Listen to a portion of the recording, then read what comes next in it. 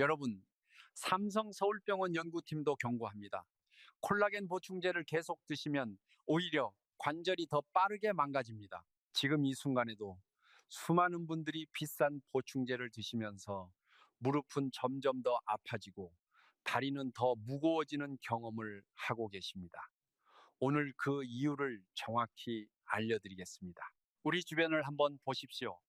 약국 진열 때마다 콜라겐 보충제가 즐비합니다. 광고는 쏟아집니다. 그런데 정작 무릎은 나아지지 않습니다. 왜 그럴까요? 그것은 700억 달러 규모의 관절 보충제 산업이 여러분께 절대 말하지 않는 진실이 있기 때문입니다. 채소에서 얻는 콜라겐 재생 성분에는 특허가 없습니다. 채소를 팔아서는 이익이 생기지 않습니다. 몸이 스스로 회복하는 데 진짜 필요한 것을 알게 되면 보충제 구매는 멈추게 됩니다. 그래서 그들은 말하지 않는 것입니다. 삼성 서울병원 연구팀이 60세 이상 환자 847명을 3년간 추적 조사한 결과 콜라겐 보충제를 복용한 그룹보다 특정 채소를 꾸준히 섭취한 그룹에서 관절 기능 회복률이 2.3배 더 높게 나타났습니다. 이것은 단순한 이야기가 아닙니다. 우리 모두가 반드시 알아야 할 사실입니다. 천안에 사시는 서영수님은 66세이십니다. 6년 전부터 무릎이 아프셨습니다. 계단을 오를 때마다 통증이 심했고 아침마다 발이 퉁퉁 붓는 증상으로 고생하셨습니다. 고가의 관절 보충제도 드셔보셨습니다. 수십만 원을 쓰셨지만 나아지지 않았습니다. 그러던 중 오늘 알려드릴 8가지 채소를 알게 되셨습니다. 6주 후 발목 부종이 눈에 띄게 줄어들었습니다. 3개월 후 계단도 혼자 오르실 수 있게 되셨습니다. 여러분도 하실 수 있습니다. 오늘 우리는 콜라겐을 재생하는 8가지 채소와 뼈를 근본부터 강화하는 천연식품들, 그리고 콜라겐 재생을 완성하는 3가지 핵심 습관까지 총 10가지 핵심 정보를 함께 알아보겠습니다. 시간이 얼마나 걸리실 것 같으세요? 오늘 영상 한 편으로 여러분의 관절 건강이 바뀔 수 있습니다. 끝까지 함께 해주시면 정말 감사하겠습니다. 먼저 왜 60대 이후 관절이 갑자기 무너지는지 그 진짜 원인부터 정확히 알아보겠습니다. 여러분, 잠깐 제 이야기를 먼저 들어주세요. 많은 분들이 무릎이 아프고 발이 붓고 다리에 힘이 없어지는 것을 노화의 당연한 과정이라고 생각하십니다.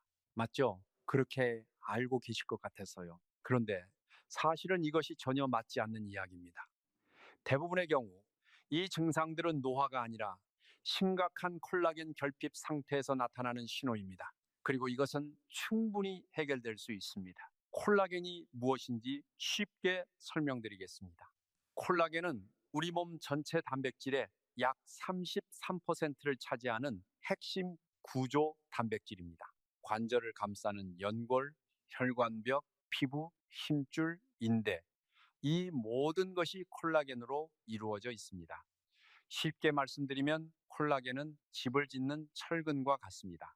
철근이 없으면 건물이 무너지듯이 콜라겐이 부족하면 우리 몸의 구조가 무너지는 것입니다. 문제는 나이가 들수록 콜라겐 생성 속도가 분해 속도를 따라가지 못한다는 것입니다. 삼성 서울병원 내분비과 연구팀에 따르면 우리 몸의 콜라겐 생성량은 25세를 정점으로 매년 약 2%씩 감소합니다.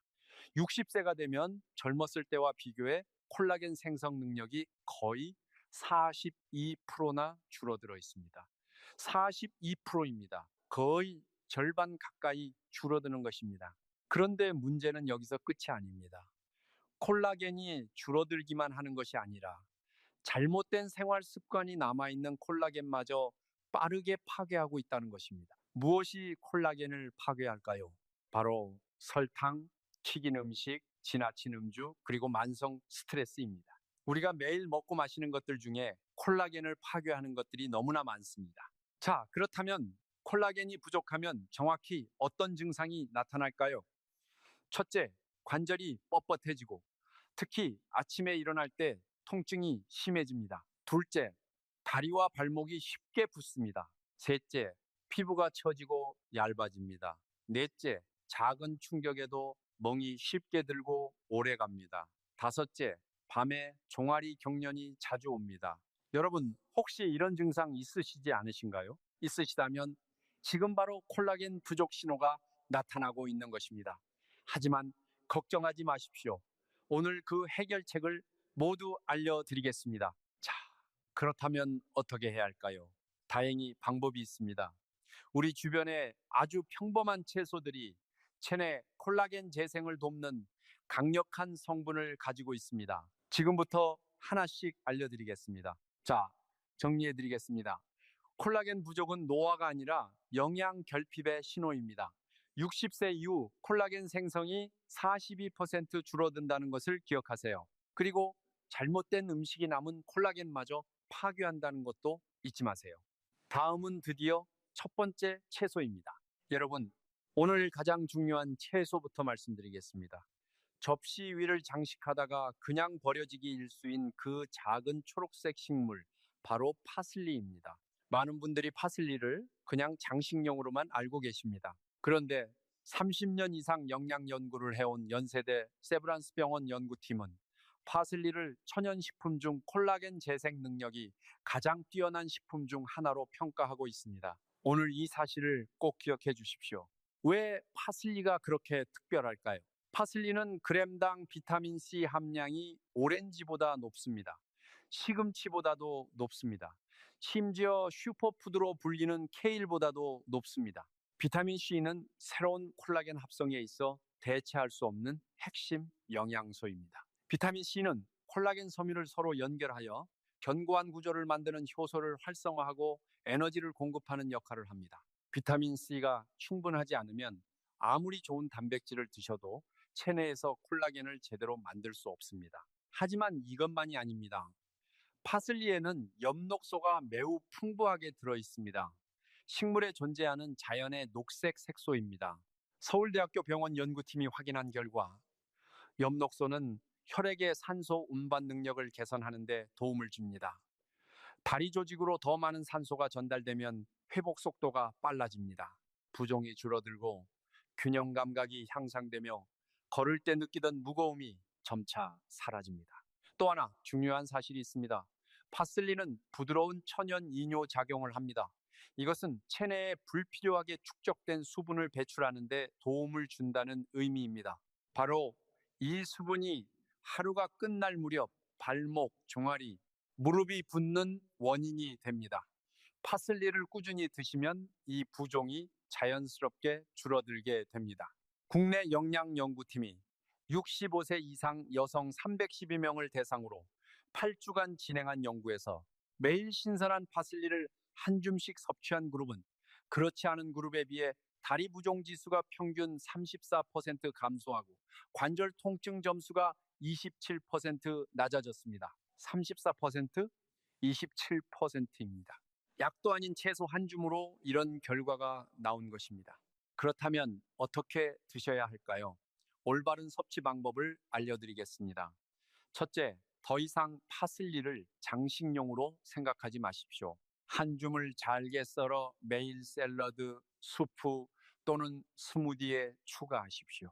둘째, 신선한 파슬리를 레몬즙, 마늘, 올리브 오일과 함께 갈아 녹색 소스로 만들어도 좋습니다. 향도 좋고 영양도 풍부합니다. 셋째, 파슬리를 오래 가열하지 마십시오. 높은 온도는 비타민 C를 매우 빠르게 파괴합니다. 깨끗이 씻고 잘게 썰어 생으로 섭취하는 것이 가장 좋습니다.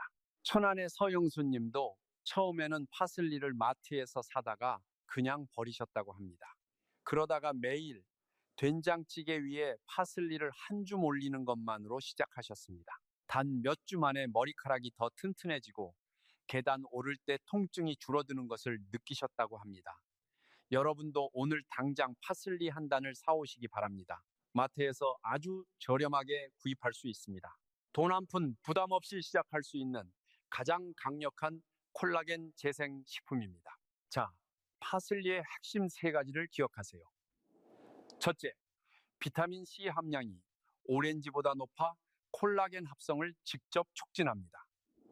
둘째, 엽록소가 혈액 산소 운반을 개선해 다리 회복을 돕습니다. 셋째, 천연 이뇨 작용으로 부종을 줄여줍니다. 이 세 가지를 기억하세요. 다음은 두 번째, 세 번째 채소입니다. 여러분, 혹시 아침에 일어날 때 발목이 뻑뻑하고 발가락이 저린 경험 있으시지 않습니까?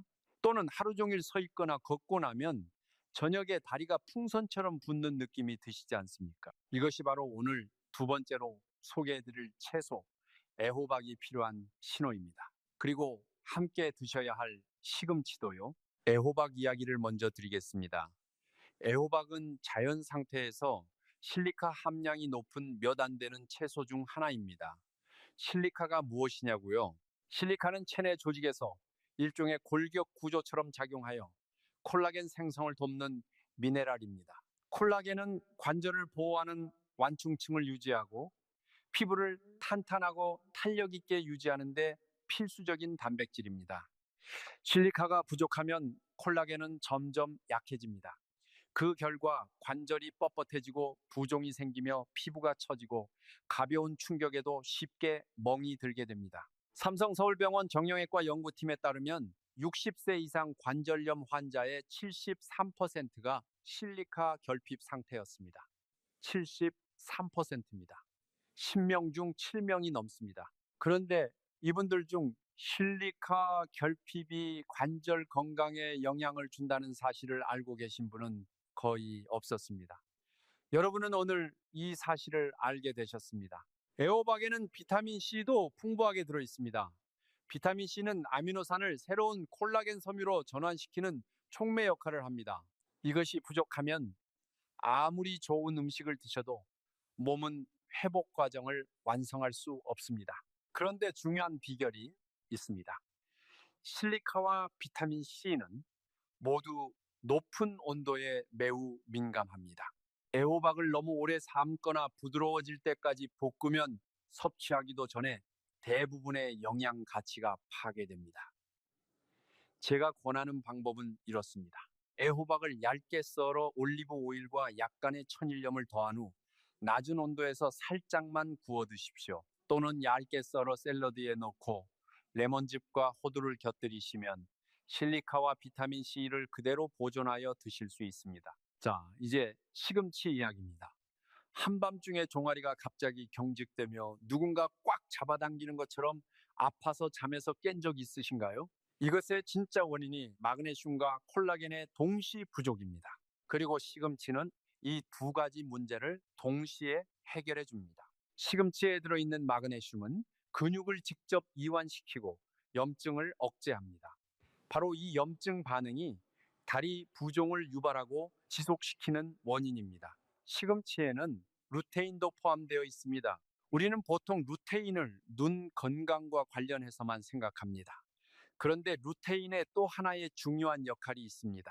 바로 피부와 결합 조직에서 콜라겐이 분해되는 속도를 늦추는 것입니다. 콜라겐이 너무 빠르게 감소하면 피부가 주름지고 처질 뿐만 아니라 운동 능력도 떨어집니다.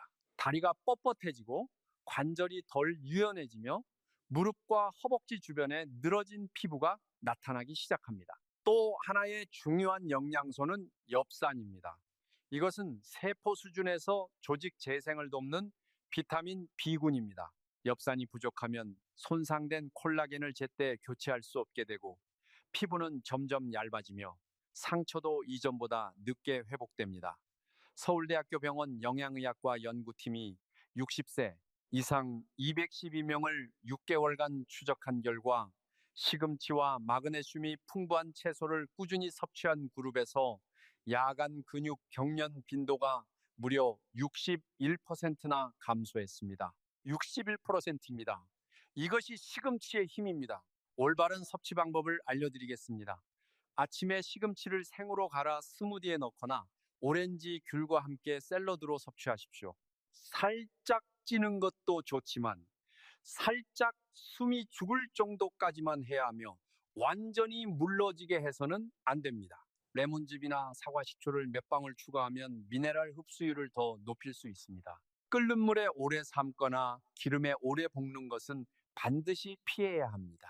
이것이 이 채소의 좋은 영양을 가장 빠르게 파괴하는 방법이기 때문입니다. 애호박과 시금치, 이 두 가지를 기억하세요. 애호박의 실리카가 콜라겐 구조를 만들고 시금치의 마그네슘이 염증을 잡아줍니다. 함께 드시면 시너지 효과가 2배 이상입니다. 자, 이제 세 번째 채소 조합으로 넘어가겠습니다. 여러분, 잠깐 제 이야기를 드리겠습니다. 밤에 발이 자주 차가워지십니까? 아니면 아침에 일어나면 발가락이 저리고 불편하십니까? 많은 분들이 이것을 단순히 나이로 인한 혈액순환 저하라고 생각하십니다. 그러나 실제로는 그보다 더 심각한 신호일 수 있습니다. 다리와 발의 조직이 산소와 영양분이 부족한 상태이며, 이 상태가 지속되면 콜라겐이 내부에서부터 무너지기 시작합니다. 바로 이때 네 번째, 다섯 번째 채소인 비트와 당근이 예상치 못한 역할을 합니다. 비트 이야기부터 드리겠습니다.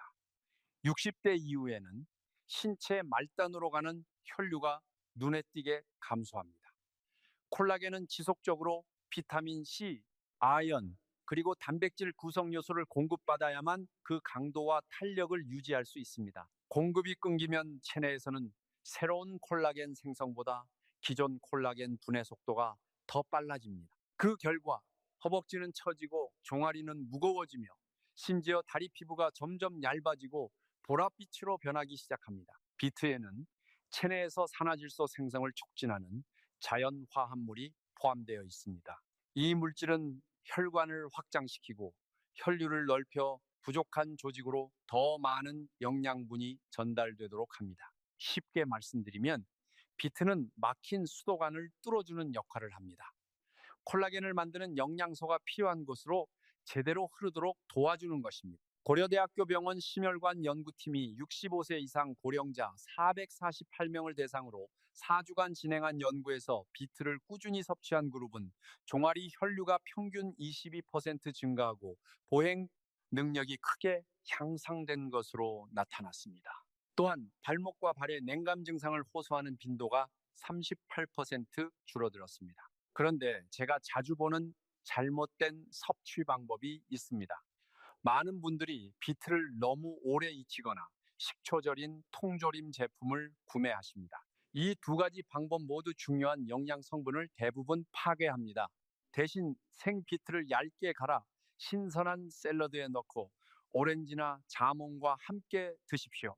익혀서 드시고 싶다면 껍질째 낮은 온도에서 통째로 구워 포크가 부드럽게 들어갈 정도까지만 조리하십시오. 이 방법이 비트에 포함된 자연 항산화 색소를 보존하는 데 도움이 됩니다. 당근은 어떤가요?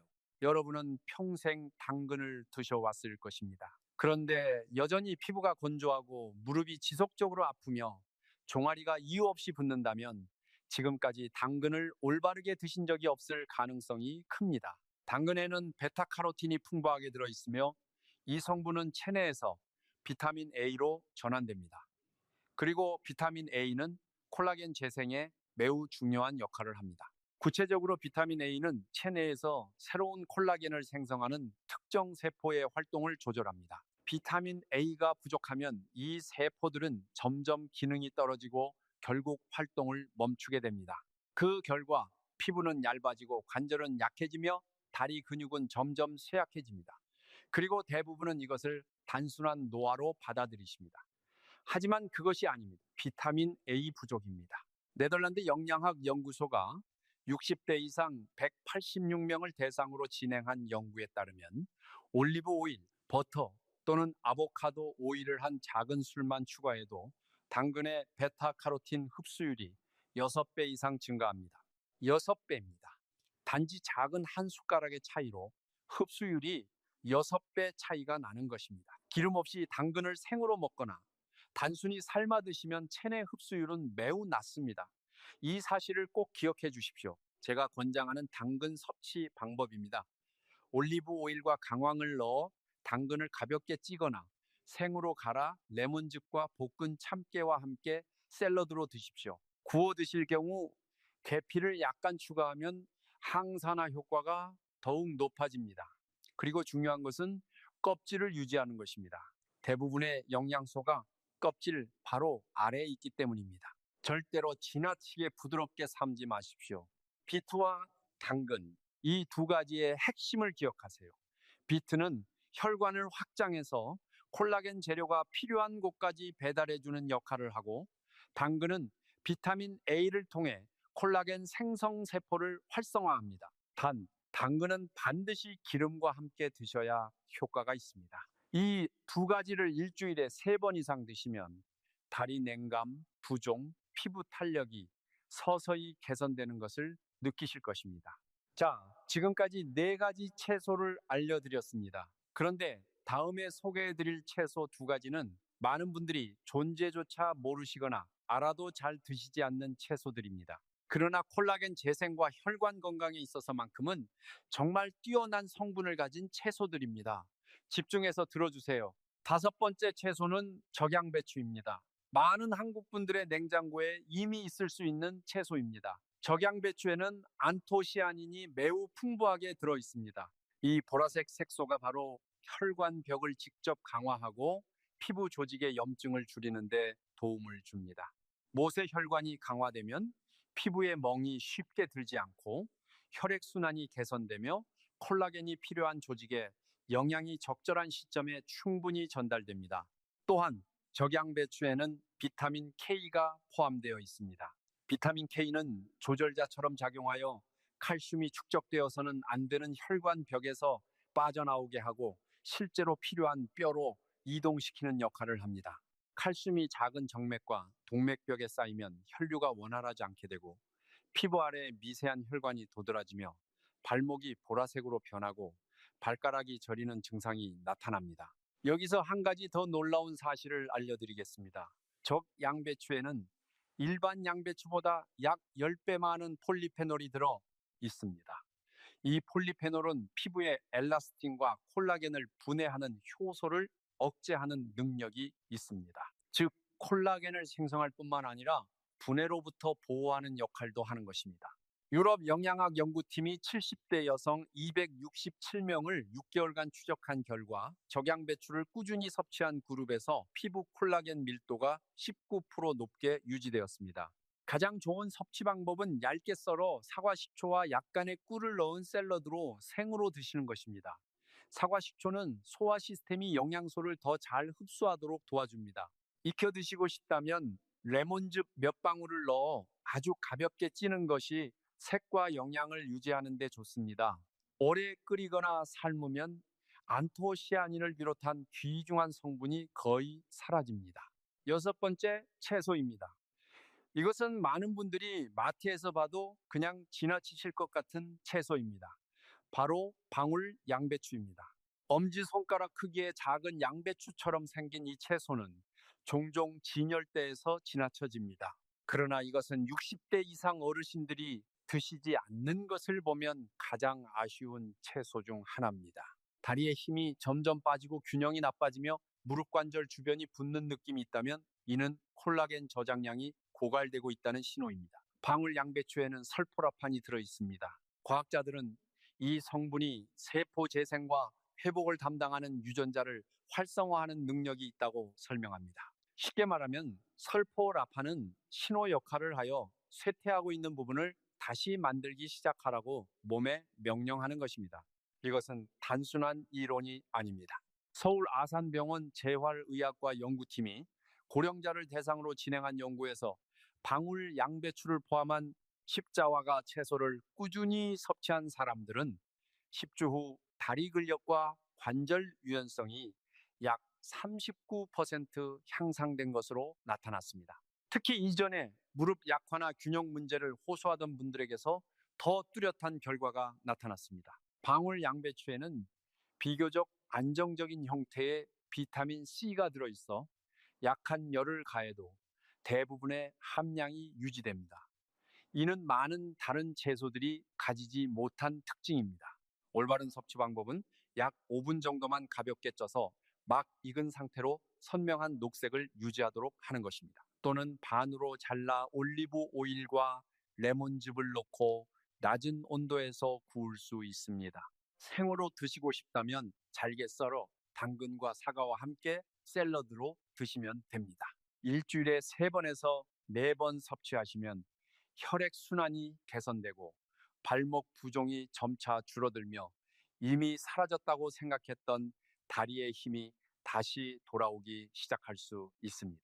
자, 여러분 잠시 지금까지 내용을 정리해 드리겠습니다. 우리 모두 함께 기억해 봅시다. 첫째, 파슬리입니다. 비타민C 왕중왕, 엽록소로 혈액 산소 운반 개선, 천연이뇨 작용으로 부종 감소. 이 세 가지를 기억하세요.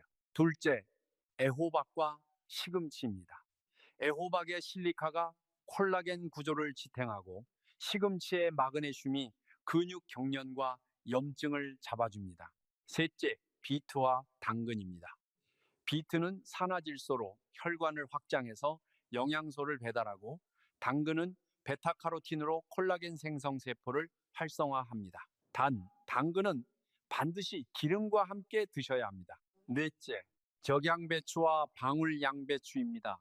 적양배추의 안토시아닌이 혈관벽을 강화하고 방울양배추의 설포라판이 세포재생 유전자를 활성화합니다. 이 5가지 채소 그룹만 기억하셔도 여러분의 관절 건강이 달라집니다. 하지만 아직 끝이 아닙니다. 남은 2가지 채소와 뼈 강화 식품들, 그리고 콜라겐 재생을 완성하는 3가지 핵심 습관이 남아 있습니다. 계속 시청해 주시기 바랍니다. 자, 이제 7번째 채소입니다.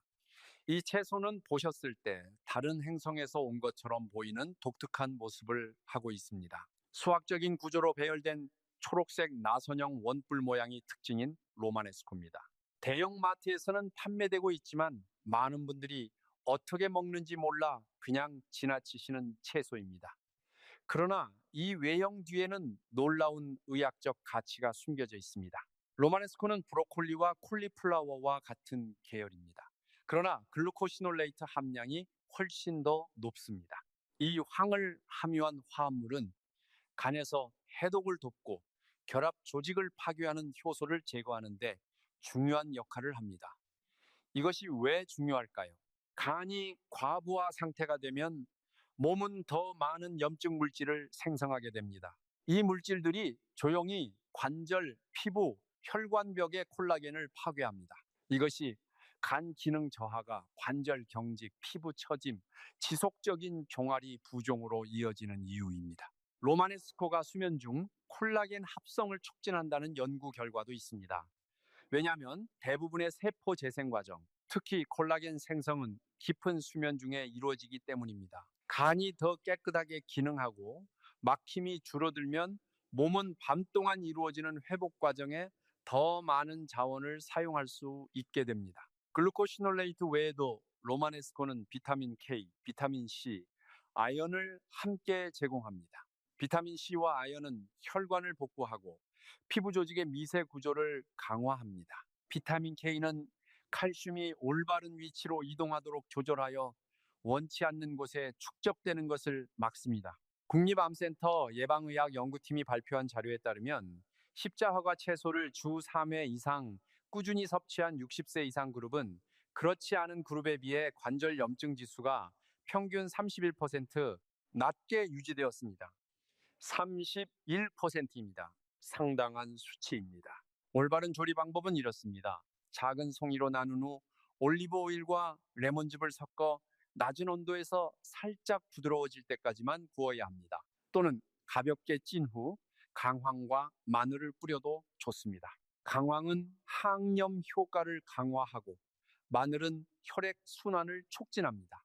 저는 이 조합을 특히 높이 평가합니다. 일주일에 3번 로마네스코를 섭취하기 시작하면 단 2주 만에 무릎의 압박감이 줄어들고 저녁에 발이 덜 붓는 변화를 경험하실 수 있습니다. 마지막으로 8번째 채소인 파슬리와 함께 소개해드린 8가지 채소를 올바르게 드시기 위해 반드시 알아야 할 조리 원칙이 있습니다. 이것을 모르시면 채소를 드셔도 효과를 제대로 보기 어렵습니다. 여러분 혹시 이런 경험이 있으시지 않으십니까? 채소를 꾸준히 드시는데도 관절이 나아지지 않는 경험이요? 혹은 몸에 좋다는 채소를 매일 드시는데 피부는 여전히 처지고 다리는 여전히 붓는 경험이요? 그렇다면 조리 방법이 문제일 가능성이 높습니다. 가장 중요한 원칙은 바로 열 관리입니다. 오늘 소개해드린 8가지 채소에 들어있는 핵심 영양소들, 비타민 C, 엽록소, 실리카, 마그네슘, 안토시아닌, 설포라판, 글루코시놀레이트는 모두 높은 온도에 민감합니다. 음식을 너무 오래, 너무 높은 온도로 조리하면 이 귀중한 성분들이 파괴됩니다. 올바른 조리 원칙 3가지를 드리겠습니다. 첫째, 생으로 드실 수 있는 채소는 생으로 드십시오. 파슬리, 애호박, 비트, 적양배추, 방울양배추는 모두 생으로 드실 수 있습니다. 샐러드에 레몬즙과 올리브 오일을 곁들이시면 영양 흡수가 최대화됩니다. 둘째, 익혀야 할 경우에는 낮은 온도로 짧게 입니다. 찔 때는 최대 5분에서 7분, 구울 때는 낮은 온도로 색이 유지될 때까지만, 끓일 때는 절대 30분 이상 삶지 마십시오. 셋째, 지방과 함께 드십시오. 당근의 베타카로틴, 시금치의 루테인, 방울 양배추의 비타민 K는 모두 지용성 영양소입니다. 기름 없이 드시면 흡수율이 크게 떨어집니다. 올리브 오일, 참기름, 들기름 1스푼을 항상 함께 드십시오. 고려대학교 병원 영양의학 연구팀에 따르면 올바른 조리 방법을 적용했을 때와 그렇지 않았을 때 동일한 채소에서 얻는 영양소 흡수율이 최대 4.7배까지 차이가 난다는 연구 결과가 있습니다. 7배입니다.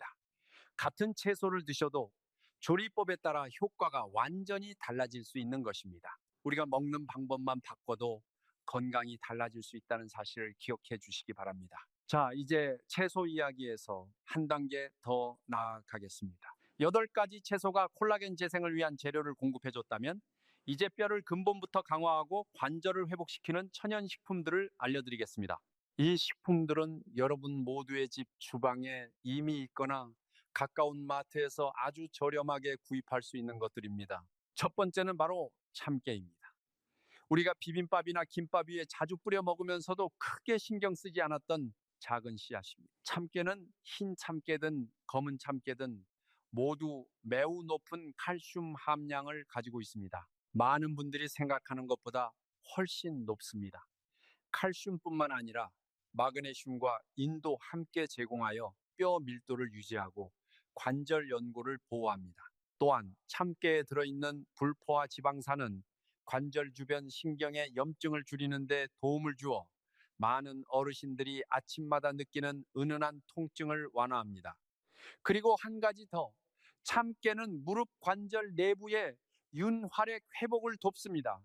이 윤활액이 부족해지면 한 걸음 한 걸음이 부담이 됩니다. 서울대학교 병원 정형외과 연구팀이 67세 이상 무릎 관절 통증 환자 185명을 12주간 추적한 결과 매일 볶은 참깨를 한 큰술씩 섭취한 그룹에서 관절 통증 점수가 평균 28% 감소하고 무릎 굴곡 각도가 11도 개선된 것으로 나타났습니다.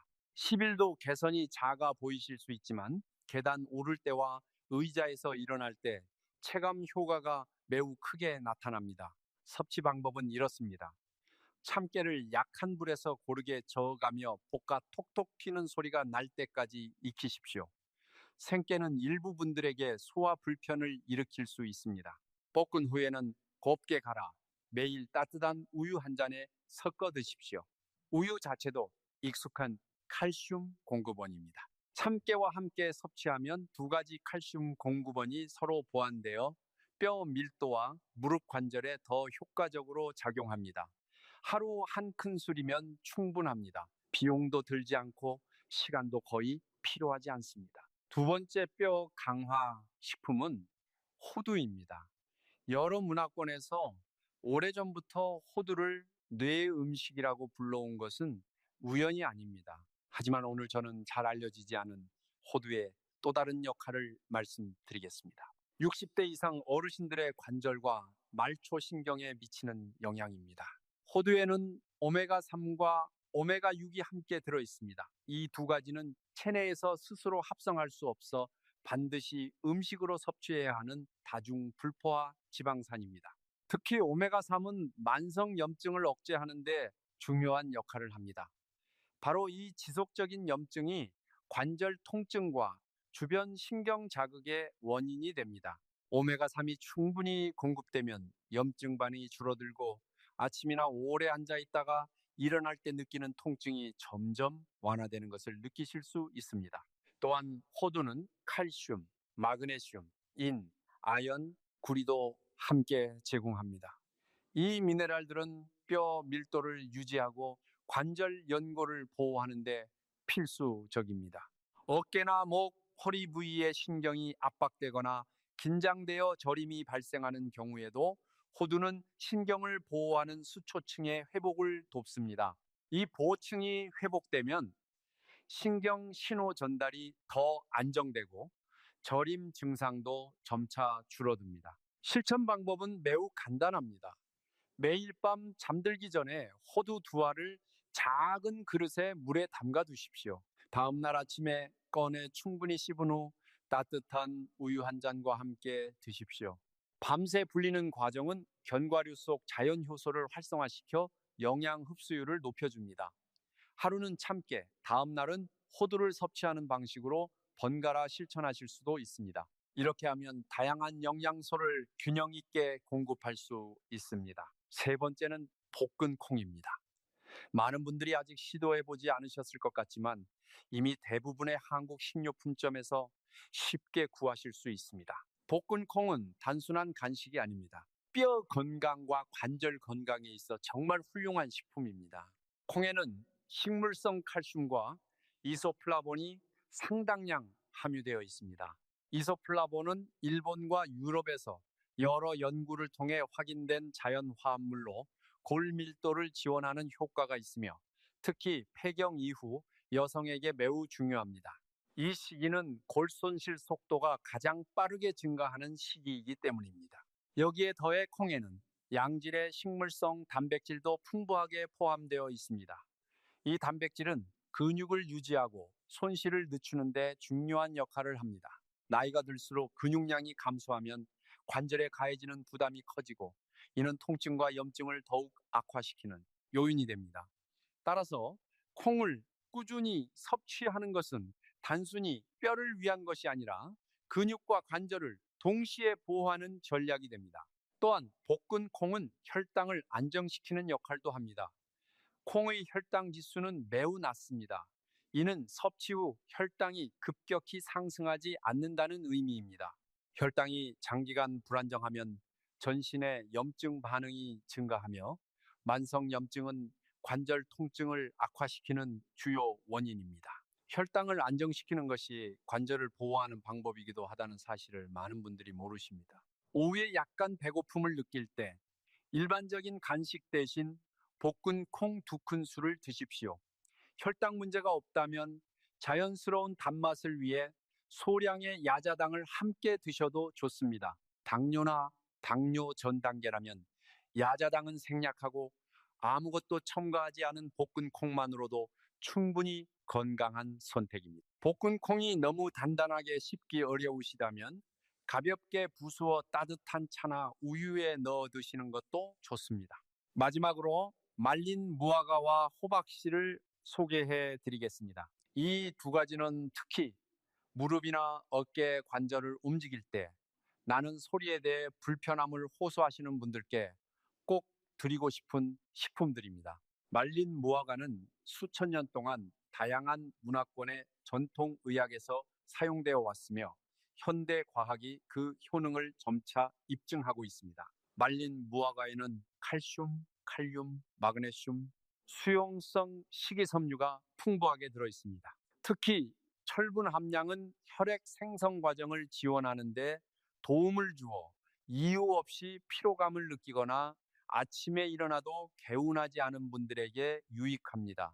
경미한 빈혈 상태에서는 몸이 무겁고 집중력이 떨어지며 움직이려는 의욕이 감소합니다. 이는 활동 부족으로 이어져 관절 상태를 더 악화시킬 수 있습니다. 말린 무화과에는 소화를 조절하고 변비를 완화하는 수용성 식이섬유가 포함되어 있습니다. 소화 기능이 원활하면 칼슘과 기타 미네랄의 흡수 효율이 크게 향상됩니다. 섭취 방법은 따뜻한 물에 말린 무화과 1개를 약 15분에서 20분 정도 담가 두었다가 그대로 드시는 것입니다. 아침 식사 전에 드시거나 낮 시간에 가벼운 간식으로 드십시오. 호박씨는 작은 크기에 비해 아연과 마그네슘 함량이 매우 높습니다. 아연은 콜라겐 합성에 중요한 역할을 하며 관절 연골을 형성하는 기본 구조입니다. 아연이 충분히 공급되면 연골 재생 과정이 더 안정적으로 이루어지고 시간이 지나면서 관절에서 나는 불편한 소리가 줄어드는 경향이 있습니다. 호박씨의 마그네슘은 칼슘과 함께 작용하여 관절 주변 근육의 기능을 조절하고 경직을 예방하며 관절에 가해지는 부담을 줄여줍니다. 하루 간식으로 호박씨 한 줌을 직접 씹어 드시면 됩니다. 이제 마지막으로 콜라겐 재생을 완성하는 세 가지 핵심 습관을 알려드리겠습니다. 채소와 식품이 아무리 좋아도 올바른 생활 습관이 뒷받침되지 않으면 결과를 만들기 어렵습니다. 첫 번째 습관은 올바르게 드셔서 몸에 콜라겐 재생 재료를 공급하는 것입니다. 몸은 공기만으로 콜라겐을 만들어낼 수 없습니다. 반드시 재료가 필요합니다. 가장 중요한 재료는 비타민 C입니다. 이것은 콜라겐 섬유를 서로 연결해 튼튼한 구조를 만드는데 반드시 필요한 촉매입니다. 신선한 파슬리, 피망, 오렌지는 제가 항상 권장하는 자연식품 공급원입니다. 특히 열로 인한 영양 손실을 피하기 위해 생으로 먹거나 가볍게 조리하는 것이 좋습니다. 다음은 아연과 마그네슘입니다. 이 두 가지 미네랄은 관절 연골과 결합 조직 재생을 돕습니다. 호박씨, 볶은 참깨, 호두는 쉽게 구할 수 있고 가격이 부담되지 않으며 일상 식사에 넣기 쉬운 자연 공급원입니다. 피해야 할 것도 말씀드리겠습니다. 정제된 설탕, 튀긴 음식, 술은 콜라겐 파괴자입니다. 이것들은 체내 염증 반응을 촉진하고 콜라겐 분해 속도를 빠르게 만듭니다. 건강한 식사 한 끼로 이런 습관을 상쇄할 수는 없습니다. 두 번째 습관은 올바른 방식으로 움직여서 콜라겐 생성을 자극하는 것입니다. 많은 분들이 휴식을 많이 취하는 것이 관절을 보호하는 방법이라고 생각하십니다. 그러나 사실은 정반대입니다. 몸이 움직일 때 뼈와 관절, 결합 조직에 가해지는 기계적 압력은 콜라겐을 생성하는 세포를 활성화하는 생물학적 신호가 됩니다. 이 신호가 없으면 세포는 점점 비활성화되고 콜라겐은 재생 속도보다 더 빠르게 분해됩니다. 오래 앉아 있는 습관은 가장 빠르게 콜라겐을 고갈시키는 조용한 원인입니다. 우리 세대에게 저는 고강도 운동을 권장하지 않습니다. 대신 규칙적인 걷기, 수영, 가벼운 요가나 태극권이 이상적입니다. 콜라겐 재생을 자극하면서도 관절에 과도한 부담을 주지 않습니다. 가능하다면 주 몇 회 가벼운 저항 밴드 운동을 추가하십시오. 현실적인 목표는 하루 최소 30분, 주 5번의 가벼운 운동입니다. 헬스장에 갈 필요는 없습니다. 집 근처 공원을 아침에 산책하고 저녁에는 잠들기 전 가벼운 스트레칭을 하는 것만으로도 충분합니다. 세 번째 습관은 깊은 수면과 스트레스 관리입니다. 이 습관은 세 가지 중 가장 과소평가되지만 실제로는 콜라겐 재생에 가장 큰 영향을 미칩니다. 대부분의 콜라겐은 낮이 아니라 밤에 깊은 수면 동안 재생됩니다. 이때 몸은 성장 호르몬을 분비하며 이것이 조직 회복과 세포 재생, 콜라겐 생성 전체 과정을 조절하는 신호입니다. 수면 시간이 부족하거나 깊이가 충분하지 않으면 몸은 이 회복 과정을 완료할 시간이 없습니다. 낮 동안 분해된 콜라겐이 밤에 보충되지 못하고 그 부족은 해마다 누적됩니다. 만성적인 스트레스도 매우 위험한 요인입니다. 스트레스가 지속되면 몸은 스트레스 호르몬을 더 많이 분비하게 되고 이 호르몬은 콜라겐 합성을 억제하며 동시에 관절 퇴화를 빠르게 진행시킵니다. 가족을 돌보거나 자녀를 걱정하거나 은퇴 이후 삶의 변화를 겪는 분들께 특히 주의가 필요한 부분입니다. 잠들기 약 30분 전에 따뜻한 물로 족욕을 하거나 샤워를 하면 근육이 이완되고 뇌가 깊은 수면을 준비하게 됩니다. 따뜻한 허브차 한 잔은 신경을 안정시켜 줍니다. 밤 9시 이후에는 휴대전화 화면을 보는 것을 줄이십시오. 화면의 푸른빛은 수면을 조절하는 호르몬을 억제합니다. 가능하다면 잠들기 전 10분에서 15분 정도 가볍게 명상하거나 깊은 호흡을 하십시오. 목표는 매일 밤 7시간에서 8시간의 깊은 수면입니다. 이것은 사치가 아닙니다. 몸이 매일 밤 수행하려는 재생 작업을 완수하기 위한 최소한의 조건입니다. 자, 이제 오늘 내용 전체를 정리해 드리겠습니다. 우리 함께 오늘 배운 것을 정리해 봅시다. 먼저 우리는 콜라겐 부족이 노화가 아니라 교정 가능한 영양 결핍이라는 사실을 알았습니다. 60세 이후 콜라겐 생성이 42% 줄어들지만 올바른 채소와 식품으로 이를 충분히 보완할 수 있습니다. 콜라겐 재생 8가지 채소를 기억하십시오. 첫 번째, 파슬리입니다. 비타민C 왕중왕으로 콜라겐 섬유를 직접 연결하고 천연 이뇨 작용으로 부종을 줄입니다. 두 번째, 애호박입니다. 실리카로 콜라겐 구조를 지탱하고 비타민C가 콜라겐 합성을 촉진합니다. 세 번째, 시금치입니다. 마그네슘이 근육 경련을 막고 루테인이 콜라겐 분해 속도를 늦춥니다. 네 번째, 비트입니다. 산화질소로 혈관을 확장해 콜라겐 재료를 필요한 곳까지 배달합니다. 다섯 번째, 당근입니다. 베타카로틴이 콜라겐 생성 세포를 활성화하며 반드시 기름과 함께 드셔야 합니다. 여섯 번째, 적양 배추입니다. 안토시아닌이 혈관벽을 강화하고 폴리페놀이 콜라겐 분해 효소를 억제합니다. 일곱 번째, 방울 양배추입니다. 설포라판이 세포 재생 유전자를 활성화하고 근력과 관절 유연성을 39% 향상시킵니다. 여덟 번째, 로마네스코입니다. 글루코시놀레이트가 간을 해독하고 수면 중 콜라겐 합성을 촉진합니다. 뼈 강화, 천연 식품 5가지도 기억하십시오. 볶은 참깨로 칼슘과 윤활액을 공급하고 호두로 오메가3이 관절 염증을 억제하고 볶은 콩으로 이소플라본이 골 밀도를 지키고 말린 무화과로 철분과 식이섬유가 혈액과 소화를 돕고 호박씨로 아연이 연골 재생을 완성합니다. 3가지 핵심 습관을 잊지 마십시오. 첫째, 비타민 C와 아연과 마그네슘이 풍부한 올바른 식사를 하십시오. 둘째, 매일 30분 이상 가벼운 움직임으로 콜라겐 생성 신호를 보내십시오. 셋째, 매일 밤 7시간에서 8시간의 깊은 수면으로 몸이 스스로 회복하게 하십시오. 천안의 서영수님은 66세에 이 8가지 채소와 3가지 습관을 시작하셨습니다. 3개월 후 그분은 이렇게 말씀하셨습니다. 계단을 오를 때 이제 무릎이 거의 안 아프고 아침에 일어나면 발목이 가볍고 손주들과 공원에서 함께 걸을 수 있게 됐다고요. 약도 아닙니다. 보충제도 아닙니다. 집 근처 마트에서 살 수 있는 평범한 채소들이 만든 변화입니다. 우리 모두 이렇게 할 수 있습니다. 자식들에게 짐이 되지 않고 손주들 곁에서 건강하게 오래 함께하고 싶으시다면 오늘 알려드린 내용을 하나씩 실천해 주십시오.